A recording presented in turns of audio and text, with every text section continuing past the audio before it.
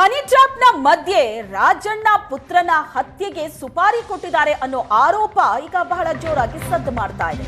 ತುಮಕೂರು ಎಸ್ಪಿಗೆ ದೂರು ನೀಡಿದ್ದಾರೆ ಎಂಎಲ್ಸಿ ರಾಜೇಂದ್ರ. ಸುಪಾರಿ ಆಡಿಯೋ ಸಮೇತ ಎಸ್ಪಿಗೆ ದೂರನ್ನ ಕೊಟ್ಟಿದ್ದಾರೆ. ನಿನ್ನೆ ಡಿಜಿಐಜಿಪಿಗೆ ದೂರನ್ನ ಕೊಟ್ಟಿದ್ರು ಎಂಎಲ್ಸಿ ರಾಜೇಂದ್ರ.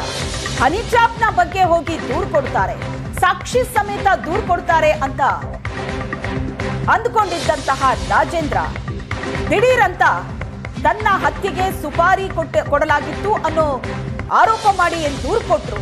ಬಹಳ ದೊಡ್ಡ ಟ್ವಿಸ್ಟ್ ಸಿಕ್ಕಿದ ಹಾಗಾಗಿತ್ತು. ನಿನ್ನೆ ಡಿಜಿಐಜಿಪಿಗೆ ದೂರನ್ನ ಕೊಟ್ಟಿದ್ರು ಎಂಎಲ್ಸಿ ರಾಜೇಂದ್ರ. ನನ್ನ ಮೇಲೆ ಯಾವುದೇ ಹನಿ ಟ್ರ್ಯಾಪ್ ಪ್ರಯತ್ನ ನಡೆದಿಲ್ಲ, ಆದ್ರೆ ಹತ್ಯೆಗೆ ಸಂಚು ನಡೆದಿತ್ತು ಅಂತ ಕಹಾನಿ ಮೇಲೆ ಟ್ವಿಸ್ಟ್ ಕೊಡ್ತಾರೆ. ಈಗ ಎರಡನೇ ದೂರು ತುಮಕೂರು ಎಸ್ಪಿಗೆ ಕೊಟ್ಟಿದ್ದಾರೆ. ಸುಪಾರಿ ಆಡಿಯೋ ಸಮೇತ ದೂರನ್ನ ಕೊಟ್ಟಿದ್ದಾರೆ. ಡಿಜಿ ಸೂಚನೆಯಂತೆ ತುಮಕೂರಿನಲ್ಲಿ ಎಸ್ಪಿಗೆ ದೂರನ್ನ ಕೊಟ್ಟಿದ್ದಾರೆ. 18 ನಿಮಿಷಗಳ ಆಡಿಯೋ ಸಮೇತ ದೂರು ದಾಖಲಿಸಿದ್ದಾರೆ. ರಾಜೇಂದ್ರ ದೂರನ್ನ ಆಧರಿಸಿ ಶೀಘ್ರದಲ್ಲೇ ಎಫ್ಐಆರ್ ಆಗೋ ಸಾಧ್ಯತೆ ಇದೆ. ಮಗಳ ಹುಟ್ಟುಹಬ್ಬದ ದಿನ ನನ್ನ ಕೊಲೆಗೆ ಯತ್ನ ನಡೆದಿತ್ತು ಅಂತ ಕಂಪ್ಲೇಂಟ್ ಕೊಟ್ಟಿದ್ದಾರೆ. ಆ ಕಂಪ್ಲೇಂಟಿನ ಜೊತೆಗೆ 18 ನಿಮಿಷಗಳ ಆಡಿಯೋ ಕೂಡ ಇದೆ. ತುಮಕೂರು ಎಸ್ಪಿಗೆ ದೂರು ನೀಡಿದ್ದಾರೆ ಎಂಎಲ್ಸಿ ರಾಜೇಂದ್ರ. ಸುಪಾರಿ ಆಡಿಯೋ ಸಮೇತ ಎಸ್ಪಿಗೆ ದೂರನ್ನ ಕೊಟ್ಟಿದ್ದಾರೆ. ನಿನ್ನೆ ಡಿಜಿಐಜಿಪಿಗೆ ದೂರನ್ನ ಕೊಟ್ಟಿದ್ರು ಎಂಎಲ್ಸಿ ರಾಜೇಂದ್ರ. ಹನಿ ಟ್ರ್ಯಾಪ್ನ ಬಗ್ಗೆ ಹೋಗಿ ದೂರು ಕೊಡ್ತಾರೆ, ಸಾಕ್ಷಿ ಸಮೇತ ದೂರು ಕೊಡ್ತಾರೆ ಅಂತ ಅಂದುಕೊಂಡಿದ್ದಂತಹ ರಾಜೇಂದ್ರ ದಿಢೀರಂತ ತನ್ನ ಹತ್ಯೆಗೆ ಸುಪಾರಿ ಕೊಡಲಾಗಿತ್ತು ಅನ್ನೋ ಆರೋಪ ಮಾಡಿ ದೂರು ಕೊಟ್ಟರು. ಬಹಳ ದೊಡ್ಡ ಟ್ವಿಸ್ಟ್ ಸಿಕ್ಕಿದ ಹಾಗಾಗಿತ್ತು. ನಿನ್ನೆ ಡಿಜಿಐಜಿಪಿಗೆ ದೂರನ್ನ ಕೊಟ್ಟಿದ್ರು ಎಂಎಲ್ಸಿ ರಾಜೇಂದ್ರ.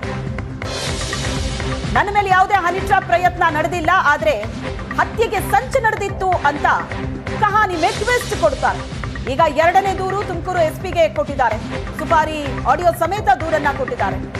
ಡಿಜಿ ಸೂಚನೆಯಂತೆ ತುಮಕೂರಿನಲ್ಲಿ ಎಸ್ಪಿಗೆ ದೂರನ್ನ ಕೊಟ್ಟಿದ್ದಾರೆ. 18 ನಿಮಿಷಗಳ ಆಡಿಯೋ ಸಮೇತ ದೂರು ದಾಖಲಿಸಿದ್ದಾರೆ. ರಾಜೇಂದ್ರ ದೂರನ್ನ ಆಧರಿಸಿ ಶೀಘ್ರದಲ್ಲೇ ಎಫ್ಐಆರ್ ಆಗೋ ಸಾಧ್ಯತೆ ಇದೆ. ಮಗಳ ಹುಟ್ಟುಹಬ್ಬದ ದಿನ ನನ್ನ ಕೊಲೆಗೆ ಯತ್ನ ನಡೆದಿತ್ತು ಅಂತ ಕಂಪ್ಲೇಂಟ್ ಕೊಟ್ಟಿದ್ದಾರೆ.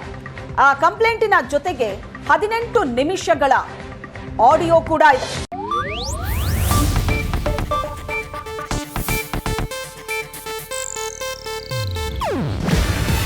ಇದು ಏಷ್ಯಾನೆಟ್ ನ್ಯೂಸ್ ನೆಟ್ವರ್ಕ್ ಪ್ರಸ್ತುತಿ.